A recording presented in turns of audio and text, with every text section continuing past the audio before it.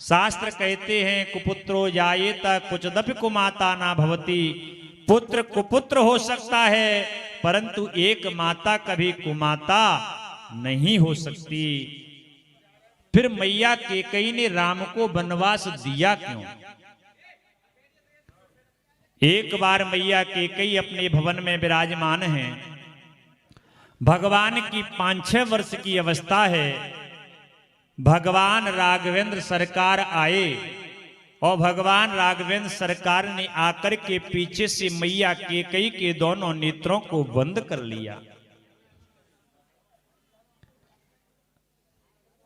मैया कैकेयी ने देखा ये मेरे नेत्र किसने बंद कर लिए, परंतु मैया कैकेयी का राघव के प्रति इतना प्रेम है कि भगवान उनके हृदय हस्त के स्पर्श को पहचान गई, ये तो राघव हैं। मैया कैकेयी ने कहा कि राघव तुमने मेरे नेत्रों को क्यों बंद किया? राघव ने कहा कि मैया तुमने कैसे जाना कि मैं राम हूं? ये तुमने कैसे पहचाना? मैंने कोई बोल तो बोला नहीं, मैं तो शांत था, फिर तुमने पहचाना कैसे कि मैं राघव हूं? मैया कैकेयी कहती है राघव अभी तो इस शरीर में प्राण है, इस शरीर में एक बार प्राण ना भी हो फिर भी तुम मेरा स्पर्श करोगे तो मैं पहचान जाऊंगी कि ये मेरे राघव के हस्तकमल हैं, ये मेरे राघव के हाथ हैं। राघव मेरे नेत्र क्यों बंद किए तुमने? मैया मुझे तुमसे एक वरदान चाहिए। राघव कैसी बात कर रहे हो? अगर आपको मेरे प्राण चाहिए तो मैं आपको अपने प्राण भी दे सकता हूं, फिर एक वरदान की तो बात ही क्या है? क्या चाहिए? क्या चाहिए मुझे बताओ, जो तुम मांगोगे मैं दे दूंगा। भगवान ने कहा कि नहीं मैया मुझको संशय है। राघव आज तुमको अपनी माता के ऊपर संशय?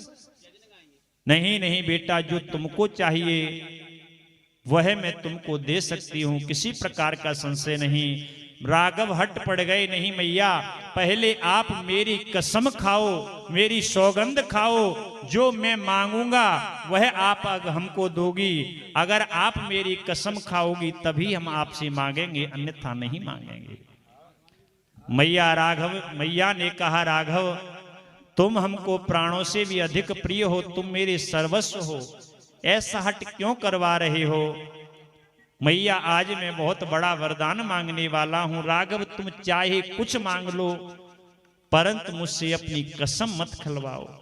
राघव ने हटकी मां कैकेयी ने कहा कि राघव मैं तुम्हारी कसम खा करके कहता हूं, मैं तेरी कसम खा करके कहता हूं राघव जो तुझको चाहिए मैं तुझको वह प्रदान कर दूंगी। बंधुओं राघव कहते हैं कि मैया जिस समय मुझको राज तिलक की घोषणा हो, मुझे राज तिलक मिलने की तैयारी चल रही हो, तुम उस समय पिताजी से यह मांग लेना कि मुझको वनवास में भेज दें। मुझे राज नहीं चाहिए, मुझे वनवास चाहिए, मुझे वन में जाना है। इतना सुना मां कैकेयी के नेत्रों से झरझर झरझर अश्रु बहने लगे। राघव ये तुम क्या कह रहे हो? तुमको वन और वह भी मैं मांगू? राघव यह नहीं हो सकता।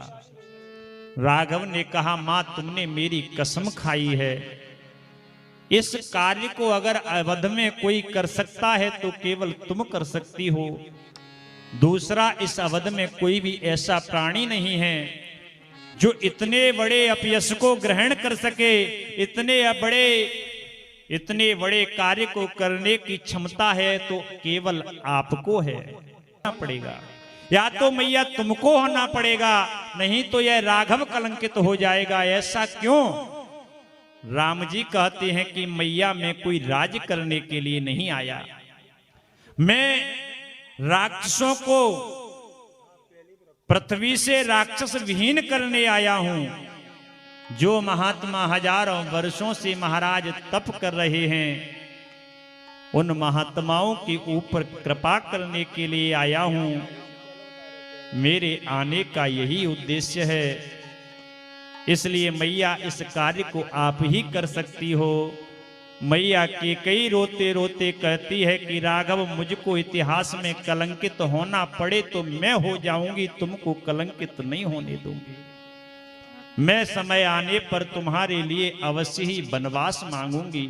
जैसे तुमको सुख प्राप्त हो वही कार्य मैं करूंगी।